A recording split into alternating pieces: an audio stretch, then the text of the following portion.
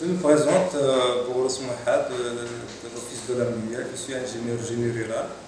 Je m'occupe actuellement de la cellule cycle au niveau de l'Office.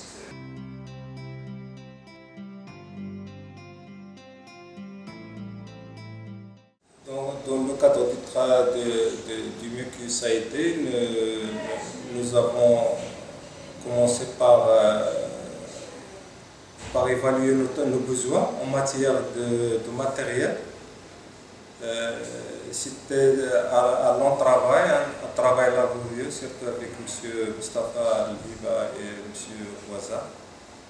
Nous avons reçu le matériel, c'est un bon matériel, donc ça permet de constituer une ébauche pour le démarrage, Inch'Allah, le cycle, proprement dit, parce que moi ce que j'attends avec le cycle, c'est-à-dire c'est arriver à faire la gestion, proprement dite, avec le cycle, c'est-à-dire il faut une coordination entre les services et tout ça pour mettre à jour notre base de données. Et en plus, nous avons reçu une formation, c'est 4 modules qui ont un peu concerné tous les différents thèmes ou bien les différents chapitres du site, depuis la création des bases de données, l'édition, c'est-à-dire l'édition ou bien la mise à jour des données, l'analyse des données et en plus, en dernier lieu, l'ArcGIS Server.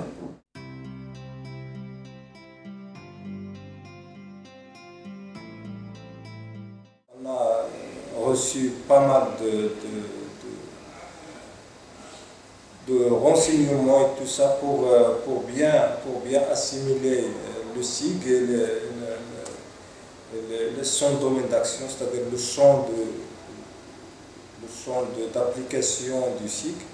Donc, comme moi, à mon avis, c'est un domaine qui rassemble un peu tous les domaines, c'est-à-dire les données cadastrales, les données topographiques, les données hydrologiques, les données, le réseau d'irrigation, c'est-à-dire géométrique, network et tout ça.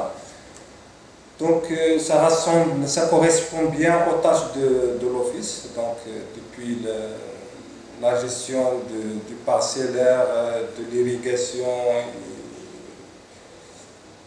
et des problèmes des agriculteurs, les problèmes d'emprise, les problèmes tous les problèmes peuvent être gérés à partir du cycle, c'est-à-dire de l'ArcGIS.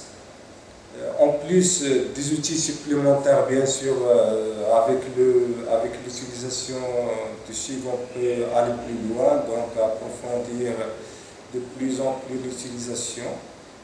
Donc on sait bien maintenant que l'ArcGIS ou bien le SIG, d'une manière générale, les limites d'application ne sont pas figées. Donc, on sait bien qu'on peut faire toute la gestion avec le SIG. Donc, on peut avoir des iPads sur le terrain avec des igualiers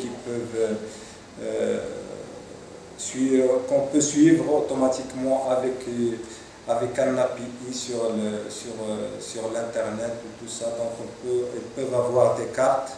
Et sur des cartes, ils peuvent signaler ce qu'ils font sur le terrain, donc on peut le suivre, donc on peut aller surtout après si on a les moyens, par exemple, d'équiper tout le réseau avec des détecteurs de niveau, des vannes automatiques, tout ça, donc la gestion peut se faire facilement avec le système d'information géographique.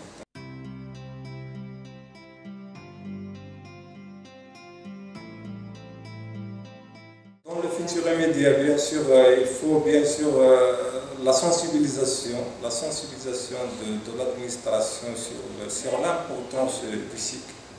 Il faut que tout le monde adhère. Donc ça, c'est une chose qui est primordiale. Donc il faut que l'administration adhère aussi, il voit bien les retombées, c'est-à-dire les bénéfices et les retombées du site. Les moyens, bien sûr, qui seront nécessaires seront très coûteux. Donc, quand les images satellitaires, les AirPads, des applications sur les iPads, par exemple. Moi, je pense aux gens qui font la gestion et tout ça au niveau du terrain, c'est-à-dire parce que l'office, ce n'est pas seulement le siège, il y a des gens au terrain qui font la gestion, soit de réseaux d'irrigation, il y a des CMP, il y a des subdivisions. Au niveau de ces entités-là, donc il faut installer quelque chose de cible, moi, je ne sais pas moi, des iPads,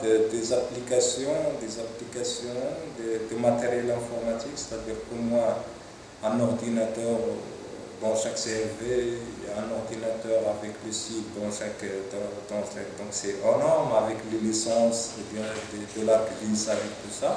Plus, si on arrive à acheter des images satellitaires, par exemple, pour connaître, parfois on fait des recensements, il y a un service qui fait des recensements d'écriture, combien on a par exemple d'agrumes dans le périmètre, combien on a de céréales, donc si on dispose des images satellitaires, on peut faire des analyses, on peut connaître l'occupation du sol dans le périmètre. Donc c'est un outil qui permet un peu de tout faire, mais qui nécessite une volonté, une formation assez pointue.